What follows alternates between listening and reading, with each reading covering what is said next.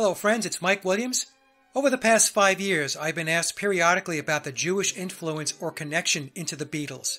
This topic can be very sensitive for many people. So for this presentation, I will use a mainstream source to explore the Jewish connections within the Beatles and let you draw your own conclusions. The article first appeared in the Jewish Star and was reposted by Orthodox Union, which is another Jewish website.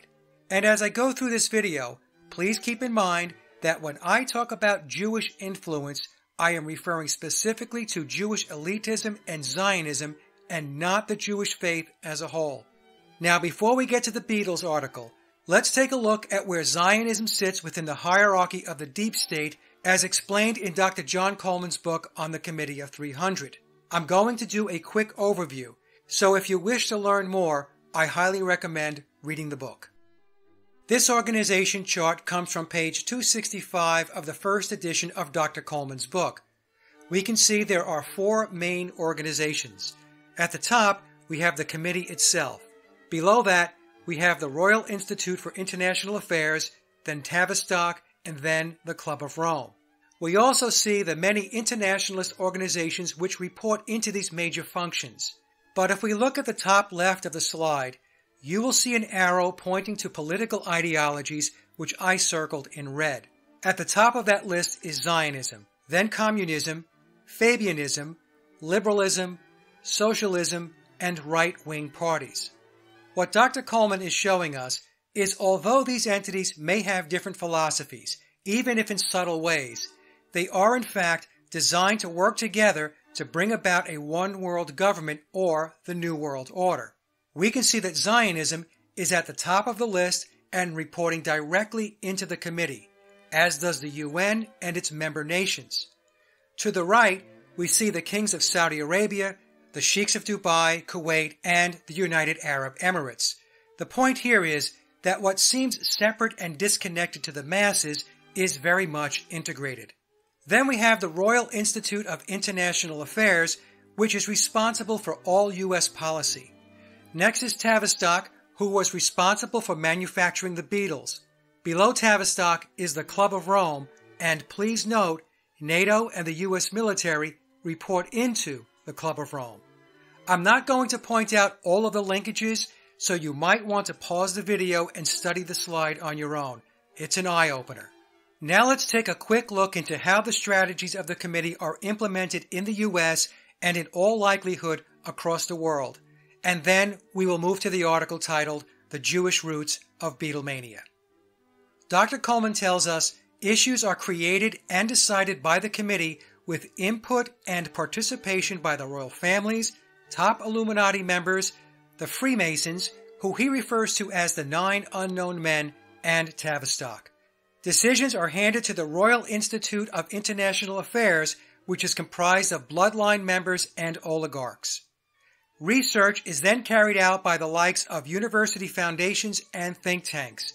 Please take a moment and note the names of these organizations on the slide. These orders are then executed by the CFR, the Bilderberg Group, the Trilateral Commission, etc. Then the orders are covertly enforced by MI6, the CIA, the FBI, Mossad, and other intelligence and policing organizations. And then public opinion and perceptions are shaped through media councils, the news media, opinion polls, and so on. Through each of these steps, we can safely assume the Zionist faction is fully participating in the development and execution of the committee's strategy given where they reside on the org chart. And so with that background, let's now read the article, The Jewish Roots of Beatlemania. 50 years ago, on February 7, 1964, 4 charismatic, long-haired young men from Liverpool landed at the newly renamed JFK Airport. They were met at the Pan Am arrival terminal by 5,000 screaming fans, mostly young women. 2 nights later, they made their American television debut on The Ed Sullivan Show.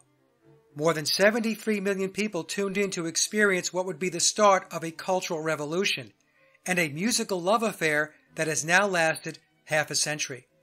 John, Paul, George, and Ringo, the Beatles, perhaps the most hyped entertainers in the history of popular culture. And remarkably, a group of 4 extraordinarily talented musicians who managed to exceed overwhelming expectations from the public buildup. The numbers are truly staggering. 20 Beatles songs have topped the U.S. singles chart. 19 of their albums have hit the number 1 position. They are the best-selling recording artists of all time by a wide margin, with more than 600 million albums sold worldwide.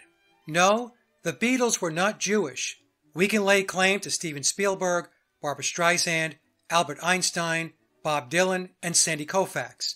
But the Fab Four? Ringo Starr had a Jewish stepfather, Harry Graves. His mother, Elsie Gleave Starkey, was once rumored to be of Jewish ancestry, though nothing definitive has ever been proven. That's about as close as we get to a, quote, Jewish Beatle.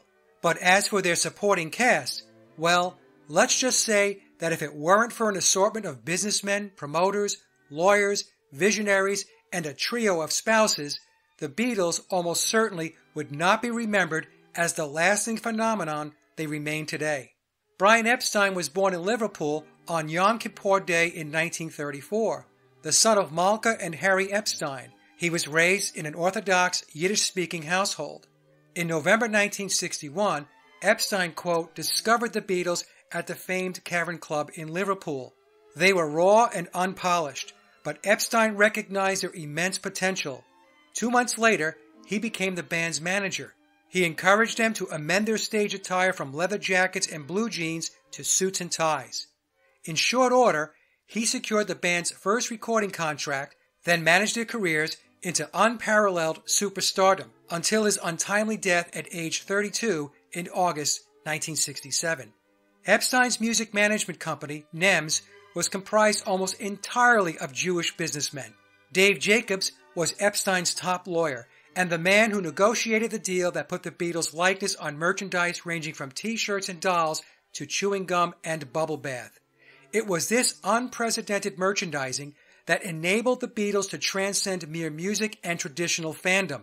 The exposure alone from these countless licensed products far outweighed the millions of dollars in revenue earned from worldwide sales.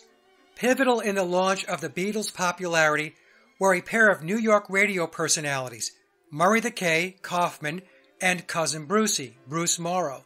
Both were front and center during the band's New York arrival in 1964. Kaufman began his career in the Catskills organizing comedy shows along the Borscht Belt.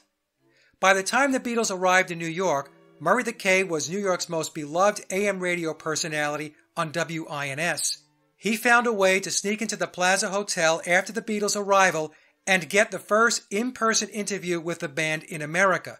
This would be the start of a mutually beneficial relationship in which Kaufman proclaimed himself the fifth Beatle. Cousin Brucey, born Bruce Meyrowitz, is perhaps New York's most legendary radio personality of all. Back in 1964, Bruce was the star DJ on WABC Radio, which he playfully dubbed, quote, WA Beatles C at the height of Beatlemania. The Cuz got to interview the Fab Four at the Warwick Hotel in New York in 1965 and later introduced them on the stage at Shea Stadium before their historic concert that summer. Through the years, he became the Beatles' quote, to-go radio personality. Prior to 1965, no musical performer had attempted to play a concert at an outdoor sports stadium, but New York impresario Sid Bernstein harnessed the Beatles' immense popularity by organizing the band's landmark concert at Shea Stadium. Bernstein, who was born to Yiddish-speaking Orthodox parents in Harlem, first learned of the Beatles from reading imported British newspapers long before they were known in America. He initially booked them to play at Carnegie Hall in 1964.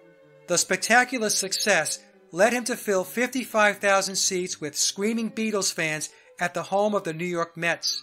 Bernstein passed away in August of 2013 at the age of 95. Many of the Beatles' most iconic publicity photographs were snapped by Slovakian Jewish photographer Dezo Hoffman.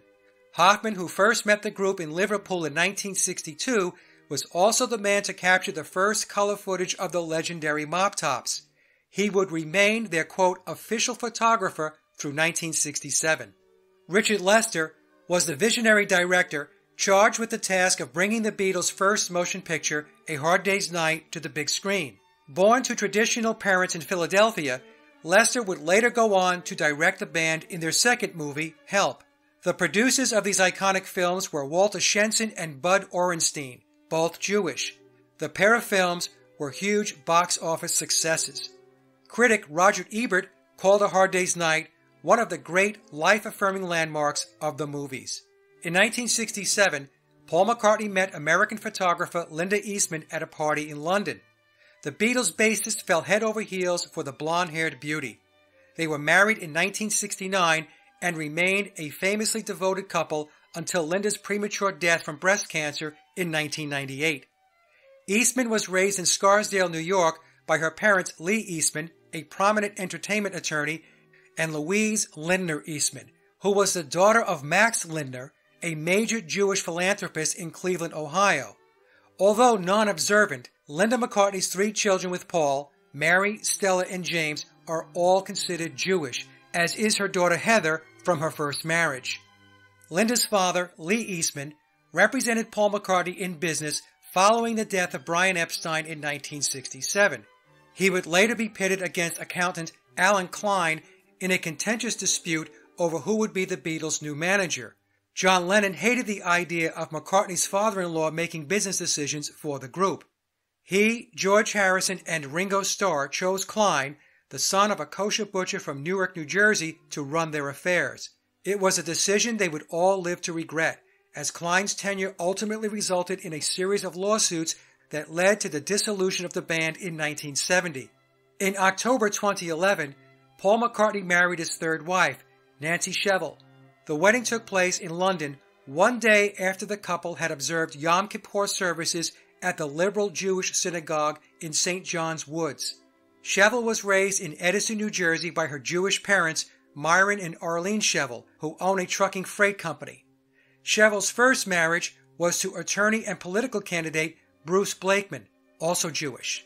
As for the remotely, potentially Jewish Beatle Ringo Starr, he met his second wife, Barbara Bach, born Barbara Goldbach in Jackson Heights, on the set of their movie Caveman in 1980.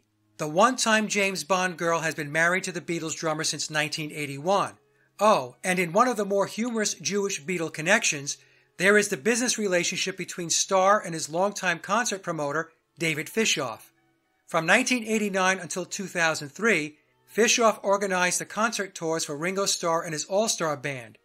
In an article from the Jewish Telegraph in 2010, the observant Fishoff recalled how every Friday afternoon, Ringo would call him before sundown to wish him a good Shabbat, even if he isn't one of ours. Clearly Ringo has learned the lingo and has grown up to be quite the mensch. Blessed with GD-given talent, the Beatles have managed to remain relevant a half-century after touching down in New York. It's been a remarkable run. Even with the untimely passing of 2 of its members, the Beatles' music continues to inspire new generations. However, had it not been for a remarkable cast of supporting Jewish talent, one wonders if they would have ever reached America back in 1964, let alone conquer it. That's the article, and the link is in the description box below. There is some very interesting wording throughout the article talking about the start of a cultural revolution, the Beatles being the most hyped entertainers in the history of popular culture, and stating that if it weren't for an assortment of Jewish businessmen, promoters, lawyers, visionaries, and a trio of spouses, the Beatles almost certainly would not be remembered as the lasting phenomenon they remain today. And then solidifying that position by ending with, if it had not been for a remarkable cast of supporting Jewish talent, one wonders if they would have ever reached America back in 1964, let alone conquer it. Is it all coincidence, or was there a strategy behind the rise of the Beatles in support of a cultural revolution? I'll let you decide. Thanks for listening.